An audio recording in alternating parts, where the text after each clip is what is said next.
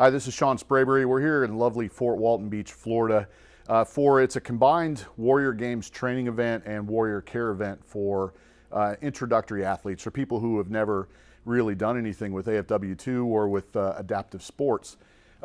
Today, I'm here with Kristen Morris. She's actually been with us for a little while, and she's competed at Warrior Games before, and we thought we'd sit down and talk to her a little bit about her experience and about Warrior Games and what it means to her. Hey, how are you doing today? Good, how are you? I'm doing pretty good.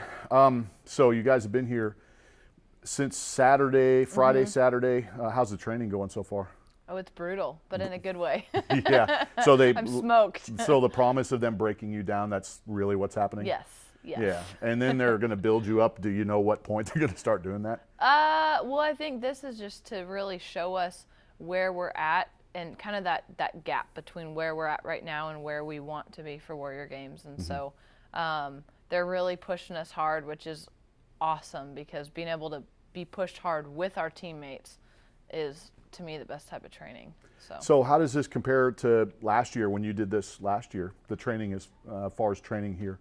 Honestly, I think it's a little bit more intense. Okay. I think that the coaches are really doing their best to push us to that limit.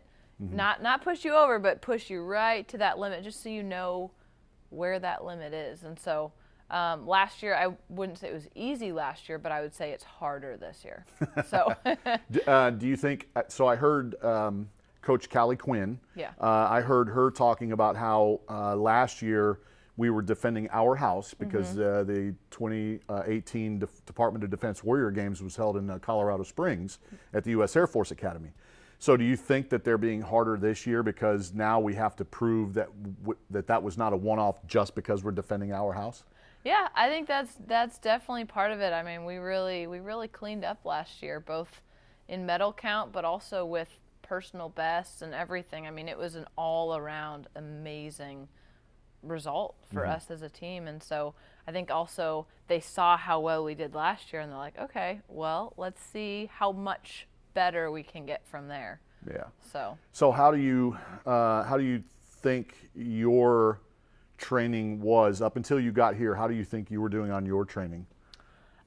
Pretty good. I mean, it's always that balance, because there's home life, there's work life, and then also you got to fit training in there as well. And so I'd say it was pretty good. Definitely going to ramp it up between here and Warrior Games. But as far as a lead into the camp, I definitely feel like I was prepared for the camp. So what was your experience like last year?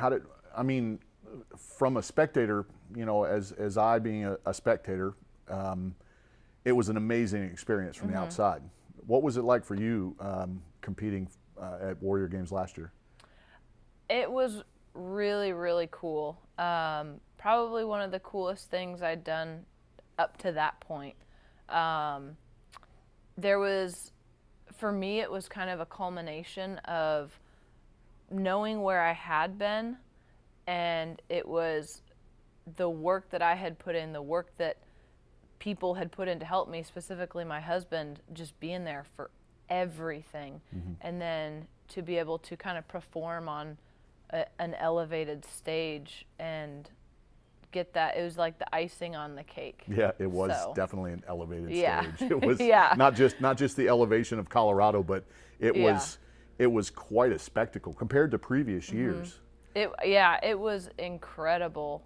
Just everything that Colorado Springs and the Academy put together to just celebrate everybody and everything. It was, I mean, beyond words, really. So what was it like representing the Air Force in that competition? It was really cool. It was really neat just to be able to get back in the game, per se, on Team Air Force again. You know, I was pretty sure that everything Air Force was behind me once I was medically retired, and to be able to get back out there and put an Air Force jersey on was pretty cool. Kind of cool. So. What about the camaraderie, the relationships that you developed with the other services? What was that like? That was really neat. It was really cool to, I mean, before the competition, everyone's, you know, game face doing their thing, but after your particular race or event is over, you know, you're shaking hands, getting to know people, and learning about where they've come from, what they've overcome, and just there's a lot of friendships that I formed with people from other services that I still talk to on a regular basis. So, But when you get to the starting line, it's still starting line. It's I don't care I'm about gonna you anymore. So we had talked about this before that your recovery was well on its way when you kind of came in contact or more contact with the Air Force Wounded Warrior Program. But you did talk about how you were introduced to sports in a different way. So what I'd like to ask is, were you competitive, a competitive sports person before you started playing with us? Yeah, so I grew up playing competitive soccer. I ended up playing D1 soccer in college, and that was where my injuries started happening. I was basically completely cut off from all competitive sports at that point in time. Then following that up with a bunch of hip surgeries, a bunch of stuff going on, and then from there I was at the lowest where I didn't think I would be able to do anything competitive ever again. And honestly, with the help of my husband, just kind of being there as pushing me, but also being there to support me in every single way. With his help and with his encouragement, I started getting back into a little bit of stuff, going back to the gym, and then the introduction to adaptive sports through AFW2 was kind of the icing on that cake. I had gotten past all the mental stuff that was really holding me back, but I hadn't been introduced to the adaptive sports aspect. I didn't even know it was out there. Yeah. So now Warrior Games itself is kind of a showcase to showcase the adaptive sports and the ability for it to have an impact on the resiliency and recovery of wounded warriors. With that in mind, with your view on it, you've had the opportunity to work alongside or compete alongside people who may not have been in the same position. They hadn't been as far along in their recovery. Right. So the question is do you see the Warrior Games as a benefit or adaptive sports with that competitive element of Warrior Games being beneficial in helping for recovery? I definitely see that. Watching everyone else that I was around, so I felt really lucky because I came in that mental mindset of where I was. I had done most of the legwork with the help of my husband and had gotten to that point, so I could help the people that I saw that weren't quite to that level.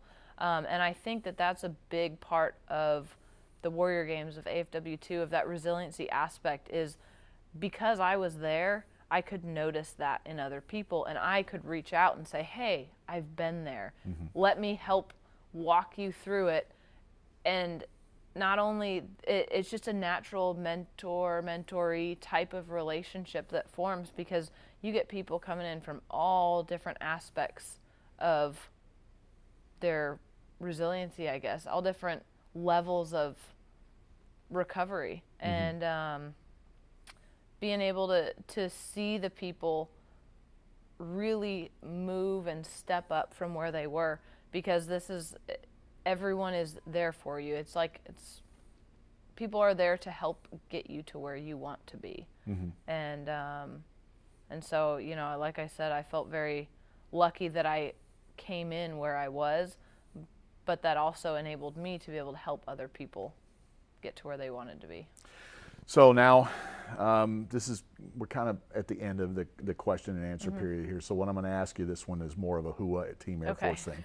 So how do you think we're going to do against the other services this year? Oh, we're going to kill it. Any predictions, medal count wise? You think we're going to go like, a whole lot more than we did last year, or? Oh goodness, I don't know.